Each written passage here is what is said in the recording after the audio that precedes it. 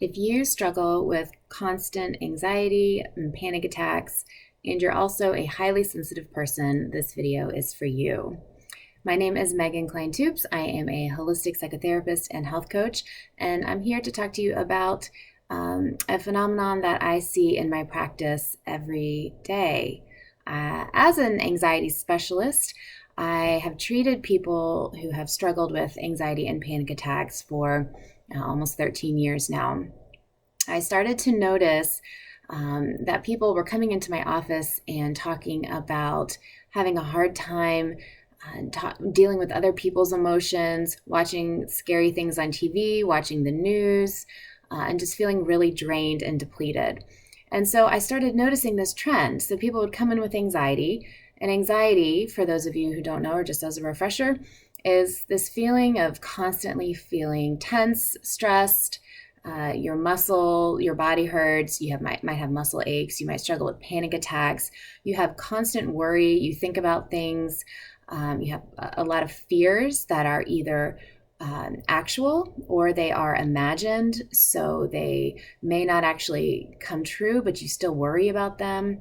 In particular, you might worry about your children or things happening to your children, and it can be really paralyzing and incredibly exhausting and depleting. So that's one part of what we're going to talk about is the anxiety piece. The second piece is people coming into my office who are highly sensitive.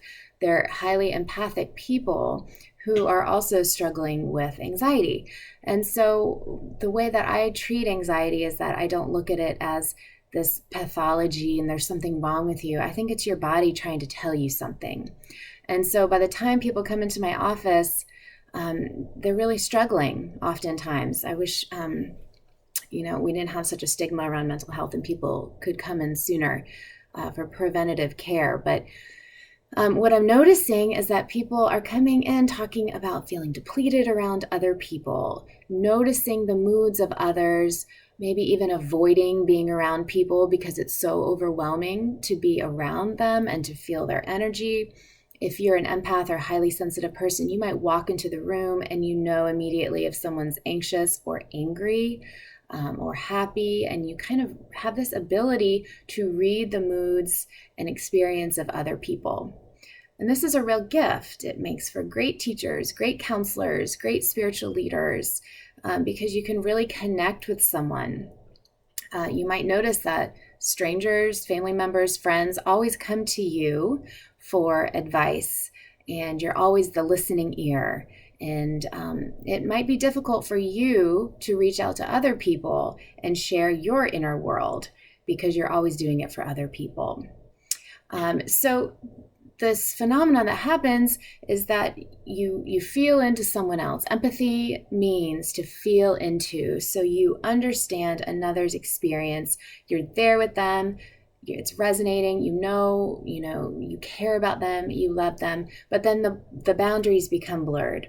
And oftentimes you might take on someone else's anger or frustration or sadness. So if you've ever been around someone who's in a really bad mood, and before you encountered them, you were feeling just fine, and you leave the room after talking to the person who's in a bad mood, and you feel in a bad mood, or you feel tired, and you're kind of wondering what is going on, there's a good chance that you kind of took on some of their energy, and that's through the blurred boundaries, and that's what happens with the anxious empath dynamic. And so once we kind of recognize this and say, I have a gift, I'm highly sensitive, I'm empathic, I can help people in this deep, beautiful way. But first, healer, heal them thyself. We have to take care of ourselves as anxious empaths. And so if you're highly sensitive, if you are an empath, you must begin to attune to your own needs. So again, you might be an anxious empath if you are struggling with anxiety and you are also highly sensitive. So people might come to you with advice. You can pick up energy and moods of other people quickly, and it also might be hard for you to separate the two. You have a deep inner and introspective life. You think about things deeply. Things affect you. It's difficult for you to watch scary movies or watch the news. You notice after, looking through your Facebook feed and you're reading the news that you feel affected in negative ways. that is your body telling you something. You're taking on those fears and they are manifesting in anxiety. And this is really, really common. But the great thing is once you realize this, you tap into your own gifts. I'm a highly sensitive person. I'm an empath.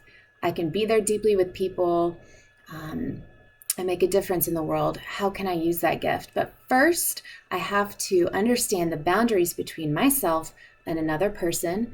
And I do that by taking really good freaking care of myself. And that is very difficult to do because very often, not always, but the anxious empath takes care of other people at the expense of themselves. So developing a self-care plan that attunes to both of your mind and your body connection. So that would look like meditation, prayer, some sort of spiritual practice, eating well to balance your blood sugar. And I'll talk more about that in another video. But eating the right foods, choosing who you spend your time with. And part of that is recognizing how your body feels when you are around certain people. And that's hard and difficult. And it doesn't mean that you have to get rid of everyone in your life. It might mean that you need to kind of take a good look at who's in your life. But if you can begin to notice, when I'm around this person, I feel really depleted and really exhausted. Or when I'm around this person, I feel like my best self and I just love being around them and they love being around me. Those are the people you want to take note of.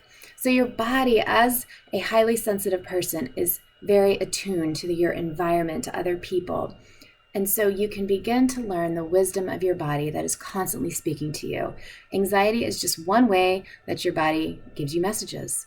And so in therapy, in my work with my clients, we learn to decode these messages. It's a more compassionate approach.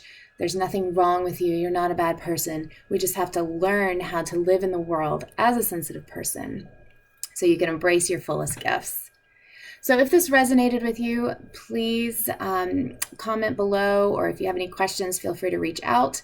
I'll be posting a couple more videos about living as an anxious empath, a highly sensitive person in a not so sensitive world, which can be very difficult to do. So I really believe that empathic people, having a community where you can talk with others who experience what you experience is incredibly healing and gratifying. So anyway, I appreciate you watching and I hope this was helpful. And until next time, see you then.